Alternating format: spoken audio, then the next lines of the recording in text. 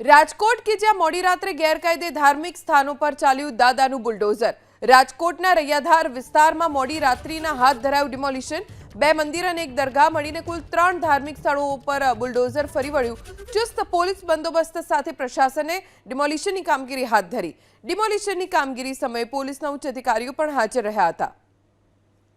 આણંદના બાકરોલમાં અનુસૂચિત જાતિની કન્યા છાત્રાલયમાં હોબાળો મચ્યો। હલકી ગુણવત્તાનું અને એક જ પ્રકારનું ભોજન અપાતું હોવાથી હોબાળો મચાવવામાં આવ્યો। દૈનિક એક જ ભોજન પીરસાતા ત્રસ્ત વિદ્યાર્થીઓએ હંગામો મચાવ્યો। હલકી ગુણવત્તાના ભોજન મુદ્દે વિદ્યાર્થીનીઓનો સંચાલિકા પર ગંભીર આરોપ। સમયસર ભોજન પણ ન મળતું હોવાના આરોપ સાથે હલ્લાબોલ કર્યો।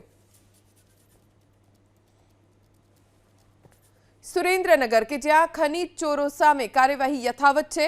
વઢવાણથી વાઘેલા રોડ પર ગેરકાયદે ખનીજ વહન કરતા 2 ડમ્પર ઝડપાયા।